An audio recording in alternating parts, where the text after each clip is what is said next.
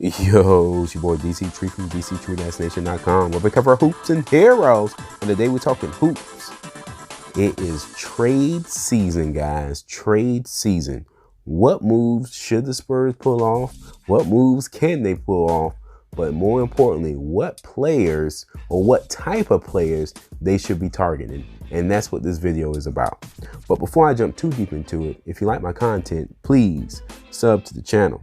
Okay, first off, I want to say, hey, I've been a Spurs fan for a long time. And if you've been a Spurs fan for a long time, you know the chances of the Spurs pulling off a blockbuster trade this week by the February 6th deadline is damn near impossible.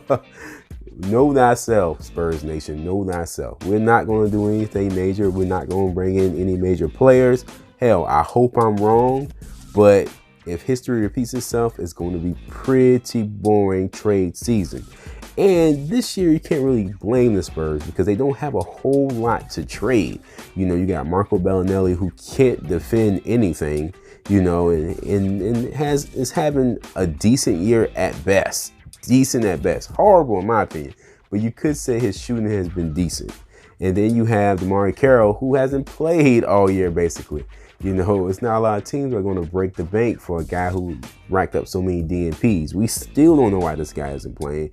Is it because he's old? Is it because he's washed up? Is it because he has a bad attitude?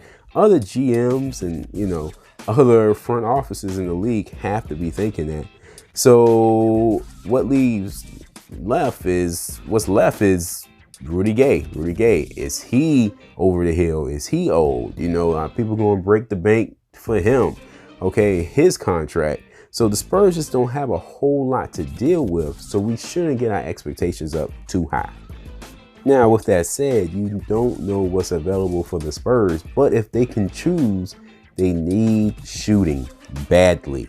Okay, they need shooting and they need defensive athleticism, and they need it in the same package. The Spurs had the defensive side of things down with White and Murray, but they can't shoot worth a dang.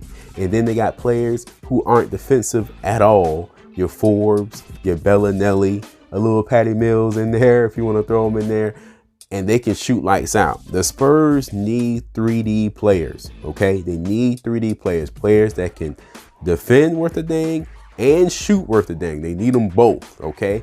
Very Danny Green-esque type of player, which is easier said than done. I don't even know who they shoot for.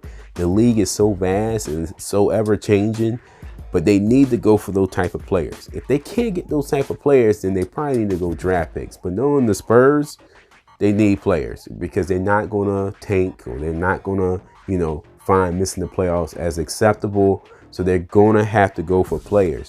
And when you think of DeMar DeRozan and LaMarcus Aldridge, those guys are your top guns. You're not going to get equal value for them, so you kind of got to hold on to them. And then the fact that they're mid-range players, open up the mid-range by trading for shooters, even potential shooters, because anything would be better what the Spurs have now. They have 0 shooters and defenders in one place.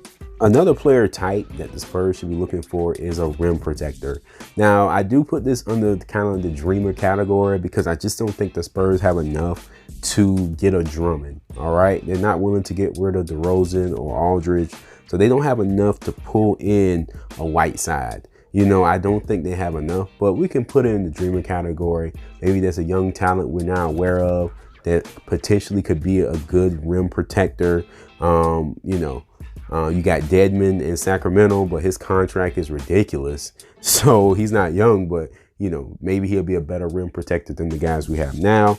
So those are 2 types the Spurs should be looking for. But I think the #1 type, if they can get a couple 3D type players, I mean, these guys don't have to necessarily be shooting 40% from the field, but just having the capability of shooting more consistently than White and Murray and even Lonnie Walker, who have been wildly inconsistent from beyond the arc, would be great for this team. So I think we should focus more on the 3D type players, because the rim protectors, or the traditional rim protectors in the league, are kind of becoming extinct with all the three ballness